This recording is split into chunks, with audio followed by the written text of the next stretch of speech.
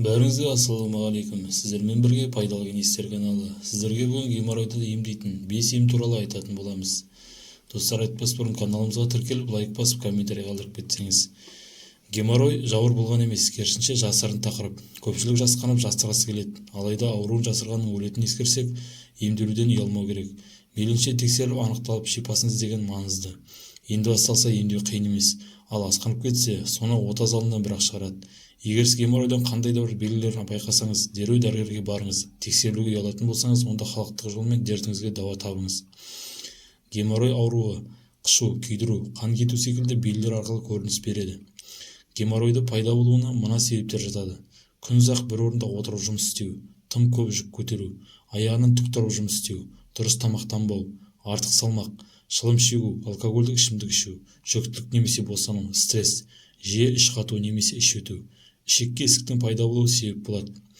Негізінде геморройдан шыққанын бірден байқау қиын, десе де жайсыздықтар арқылы белгі береді. Геморройдың белгілері: мазасыздық, анал аймағының қышуы, күшейген кезде анал аймағының ауруы, анал аймағында ісіктің пайда болуы, анал аймағынан қан кету. Үлкен дәретке отырғанда анал аймағында томпақ зат білінеді. Кей жағдайда үлкен дәретті ұстай алмайтындар болады. Міне бұл геморройдың асқынғанын айқындайды.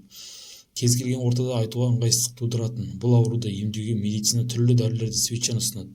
Жоғарыда айтқанымыздай, бәріміз бірдей тексеруден жасқанамыз. Сондықтан да геморройдың көзін құртатын 5 түрлі ем ұсынамыз. Ыстық ванна. 1 литр сүтті ыдысқа құйып отқа қойыңыз. Оған 5 пиязды салып 30 минут 5 пияз. Ыстық ванна. 1 литр сүтті ыдысқа құйып отқа қойыңыз. Оған 1 бас пиязды салып 30 минуттай баяу отқа қайнатасыз.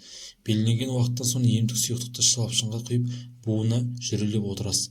Ем уақыты сүт салқындағанға дейін созылады. Екінші, түймедақ тығыны.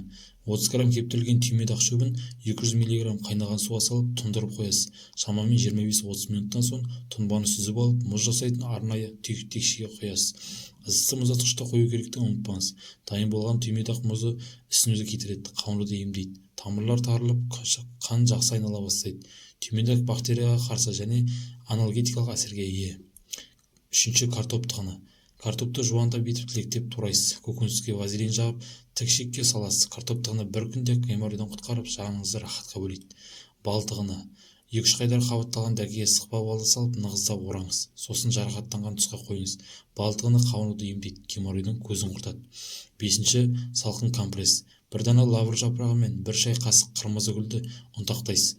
Ұнтақтың 1 ас қасығын 1 сағат қайнаған суға салып тұндырып қойыңыз. Шамамен 2-3 сағаттан соң тұнбаны сүзіп алып, мақта матаға малып алып, жарақаттанған тұсқа қоясыз. Сыртынан қағаз тұңғыш жабыстырып қою керек. Осылайша 1 сағат жатсаңыз, жеңілдеп қалғанын сезесіз.